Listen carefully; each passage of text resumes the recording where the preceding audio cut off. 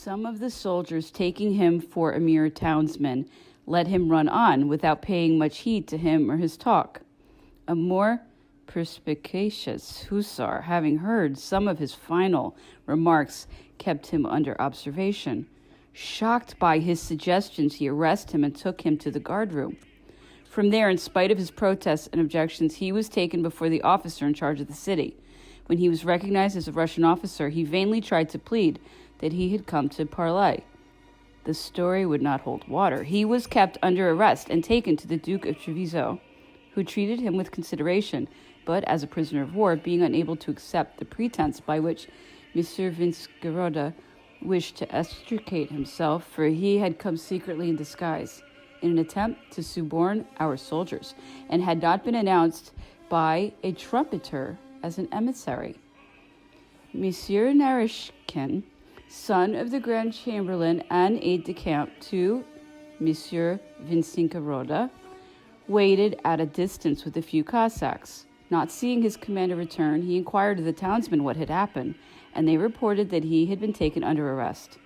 Then, without giving notice, without sounding any bugle or calling an officer or sergeant to a parley, Narishkin went over to the French outpost and simply gave himself up, holding it a point of honor not to abandon his chief.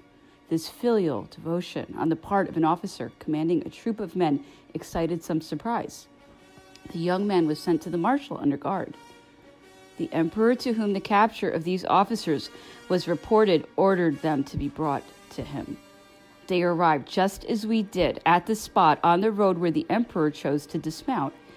Monsieur Vinskeroda was brought to the emperor by himself, and the emperor reproached him for serving with the Russians when he was born in Germany, the subject of a country either ruled by France or allied with her. He added that Monsieur Vinskeroda, being one of his subjects, he would have him tried by a court-martial, which would also charge him with espionage, and that he would be shot as a traitor to his country. The more Monsieur Vinskeroda tried to justify himself, the more angry the emperor became. He reproached him for having been for a long time in the pay of the English, with having taken part in all the plots against him and against France, with trying to suborn the soldiers at Moscow, urging them to desert and advising them to commit acts of cowardice in the name of a sovereign who would have despised them for it. Monsieur Vinskeroda replied that he was not born in a country belonging to France, furthermore, that he had not been in his own country since childhood, and that he had been in the Russian service for many years on account of his attachment and gratitude to the Tzar Alexander, who had befriended him.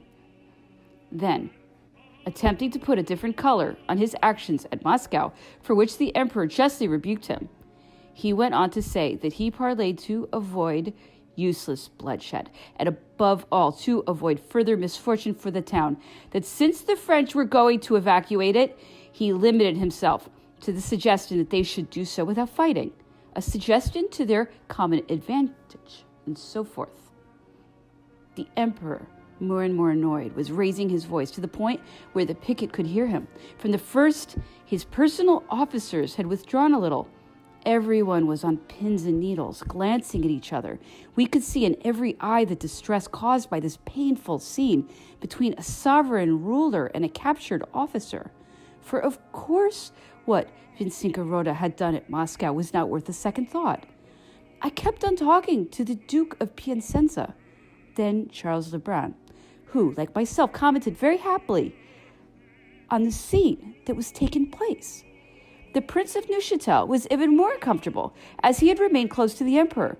We could see this in his expression, and his remarks confirmed it when, on some pretext, he was unable to move away and join us. The emperor called for guardsmen to remove Monsieur Vinskeroda. When no one passed on this order, he called again in such loud tones for guardsmen that the two attached to the picket came forward. The emperor then repeated to the prisoners some of the charges he had already made against him, and added that he deserved to be shot as a traitor. At this word, Monsieur Vinskeroda, who had been listening with eyes on the ground, stood erect, raised his head, and looked straight at the emperor and at those standing nearest him, and said loudly, As whatever you please, sire, but not as a traitor." And he walked away himself ahead of the guards, who kept their distance. The king of Naples, who had joined the emperor for a few moments before, tried in vain to calm him, and did also the Prince of Neuchatel. He was walking to and fro with hurried, nervous steps, summoning now one of us, now another, to vent his anger. He met only with silence. I have never seen him so angry. The poor Prince of Neuchatel was beside himself. He came to talk with me and sent one of his aides de camp to instruct the guards that they were to treat the prisoner with consideration. He directed his own officers to supply him with anything he required. Meanwhile, to various people, the emperor was telling all over the tale of his grudges, both old and new, against this general. Some dated from earlier, even than the war before last against Austria. The Prince of Neuchatel, like myself, had never seen the emperor so completely lose control of himself. A little way off, we could see a fine large house. The emperor, whose nervous irritability had not passed off, sent 2 squadrons to sack and fire it, adding, "Since these barbarians like to burn their towns, we must help them." The order was all too well obeyed. It was the only time I ever heard him give such an order. As a rule, indeed, he tried to prevent destruction, which would damage only private interests or ruin private citizens. He returned to Verea before nightfall. Not one inhabitant remained. I called for the Prince of Neuchatel, as we had agreed, and together we went to the King of Naples to make him undertake to speak to the Emperor about Monsieur Vincingorota.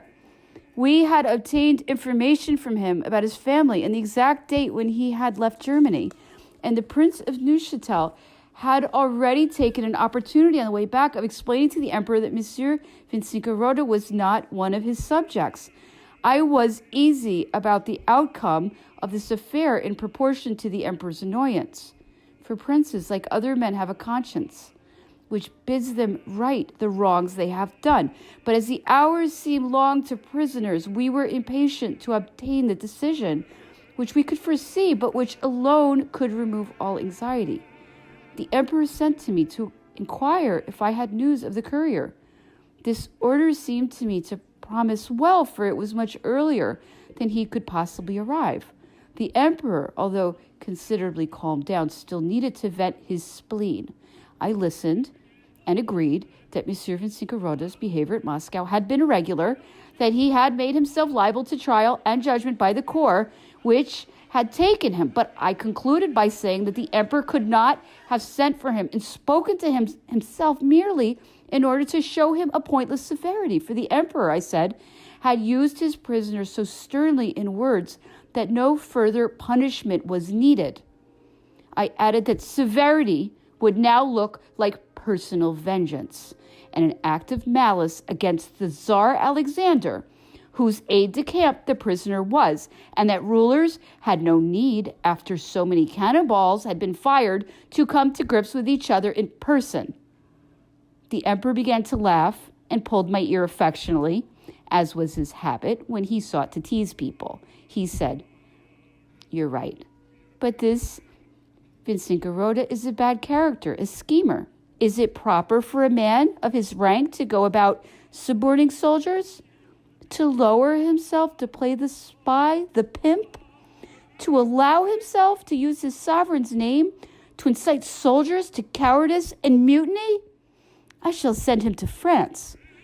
I would rather they had taken a Russian. These foreigners in the service of the highest bidder are poor booty.